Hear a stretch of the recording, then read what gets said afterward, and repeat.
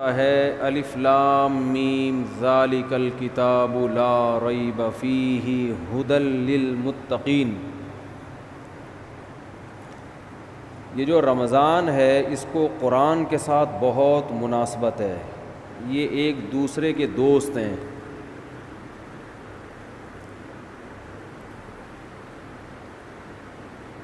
اسلام کے زندہ ہونے کی، اسلام کے برحق ہونے کی علامتوں میں سے ایک بہت بڑی علامت رمضان کا مہینہ ہے۔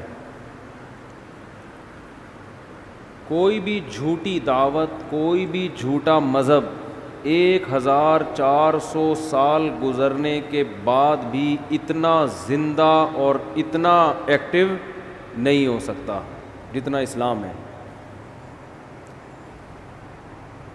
پوری دنیا میں ایک ہلچل مچ جاتی ہے، پوری دنیا میں مسجدیں بھر جاتی ہیں،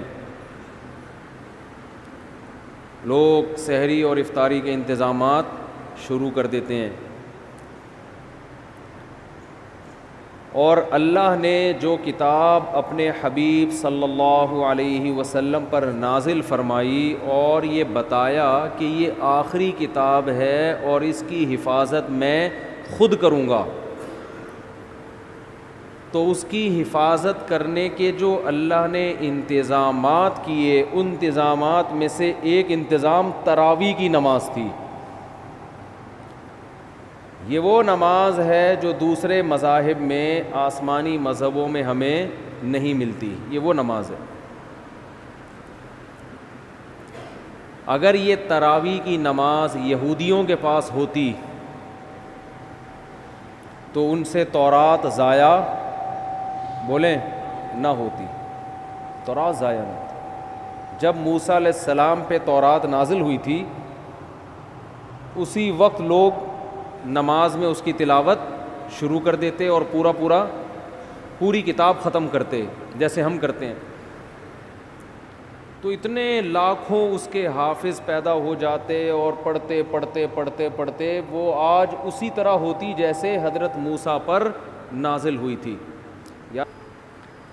اگر موسیٰ علیہ السلام کو تراویح ملتی رمضان کی تو آج تورات ہمارے پاس اصل شکل میں موجود ہوتی۔ اگر عیسیٰ علیہ السلام کو یہ تراویح کی نماز ملتی تو آج انجیل اصل شکل میں موجود ہوتی۔ انجیل کے اتنے حافظ، موٹیویشن ملتی ہے نا۔ والدین جب اپنے بچوں کو دیکھتے ہیں کہ ہمارا بچہ نماز میں امامت کر رہا ہے اور الحمد سے لے کے والناس تک پورا قرآن سناتا ہے، تو ان کا ظرف بڑا ہو جاتا ہے، دل بڑا ہو جاتا ہے۔ دوسرے والدین بھی سوچتے ہیں کہ ہم نے بھی اپنے بچوں کو حفظ کرانا، اس سے موٹیویشن ملتی ہے۔ اتنی موٹیویشن ملی کہ لاکھوں کروڑوں حافظ پیدا ہو گئے، ورنہ لوگ سب اپنے طور پہ قرآن پڑھتے، بہت ہی نیک لوگ حفظ کر لیتے، باقی لوگ کیوں حفظ کرتے بھائی؟ وہ کہتے کیا ضرورت ہے۔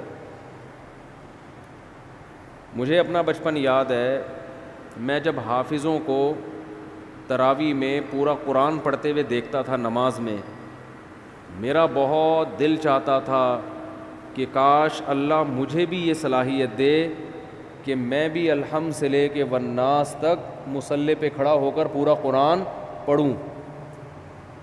ایک دل میں جذبہ ہر سال جذبہ پیدا ہوتا تھا۔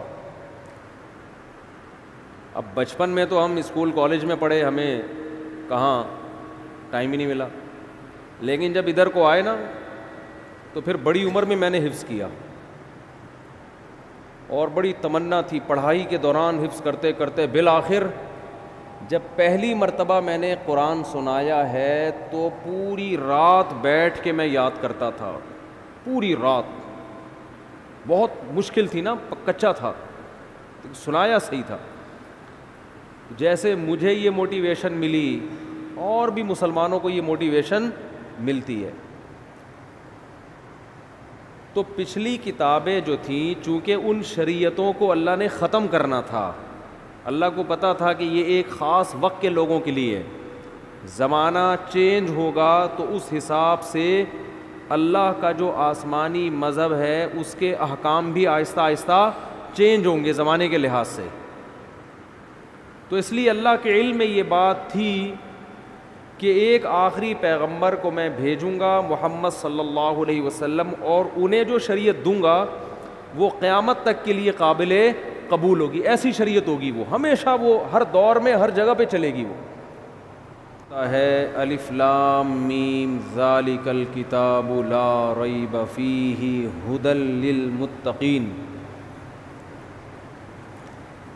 یہ جو رمضان ہے اس کو قرآن کے ساتھ بہت مناسبت ہے, یہ ایک دوسرے کے دوست ہیں.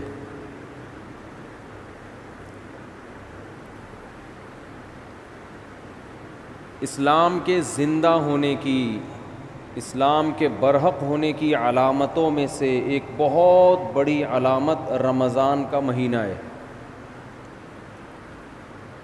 کوئی بھی جھوٹی دعوت, کوئی بھی جھوٹا مذہب 1400 سال گزرنے کے بعد بھی اتنا زندہ اور اتنا ایکٹیو نہیں ہو سکتا جتنا اسلام ہے.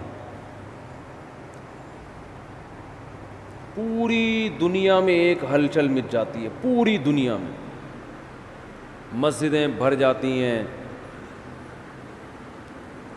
لوگ سحری اور افطاری کے انتظامات شروع کر دیتے ہیں. اور اللہ نے جو کتاب اپنے حبیب صلی اللہ علیہ وسلم پر نازل فرمائی اور یہ بتایا کہ یہ آخری کتاب ہے اور اس کی حفاظت میں خود کروں گا,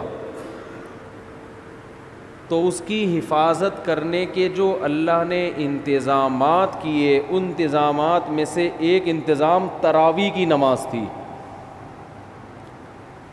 یہ وہ نماز ہے جو دوسرے مذاہب میں, آسمانی مذہبوں میں ہمیں نہیں ملتی. یہ وہ نماز ہے. اگر یہ تراویح کی نماز یہودیوں کے پاس ہوتی تو ان سے تورات ضائع بولیں نہ ہوتی, تورات ضائع نہ ہوتی. جب موسیٰ علیہ السلام پہ تورات نازل ہوئی تھی اسی وقت لوگ نماز میں اس کی تلاوت شروع کر دیتے اور پوری کتاب ختم کرتے جیسے ہم کرتے ہیں. تو اتنے لاکھوں اس کے حافظ پیدا ہو جاتے اور پڑھتے پڑھتے پڑھتے پڑھتے وہ آج اسی طرح ہوتی جیسے حضرت موسیٰ پر نازل ہوئی تھی. اگر موسیٰ علیہ السلام کو تراویح ملتی رمضان کی